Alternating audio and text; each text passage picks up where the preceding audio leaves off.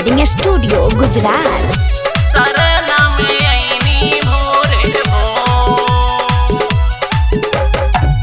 सातरे बहिनिया झुलुआ झूले निमिया में,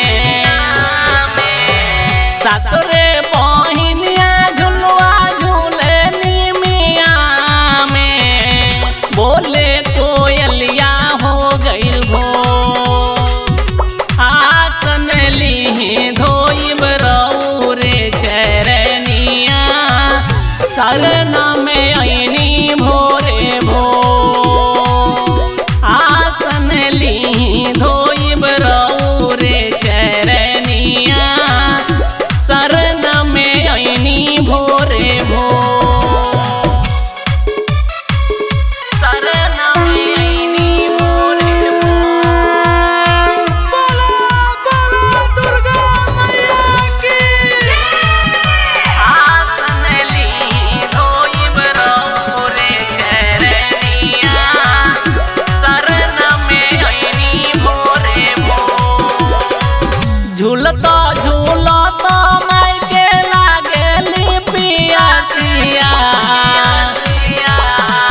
झूलता झूलता माई के लागली पियासिया, चल भइल मालिनिया घर की ओर, चलता रहिया में झूमे ले पवनवा, बहे पुरवैया झकझो, चलता रहिया में झूमे ले पवनवा, बहे पुरवैया झकझो, बहे पुरवैया झकझो।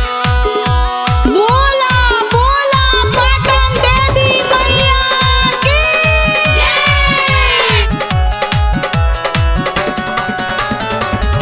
बहे पुरवैया झकझो। कौन गइलू मालिनी बिटिया, कौन गइलू मालिनी बिटिया, एक बूंद पिया द पानी मोर, कैसे पियाई हमारा उर के पनिया, रोवे बालकवा गोदी मोर, कैसे पियाई हमारा उर के पनिया, रोवे बालकवा गोदी मोर, रोवे बालकवा गोदी मोर।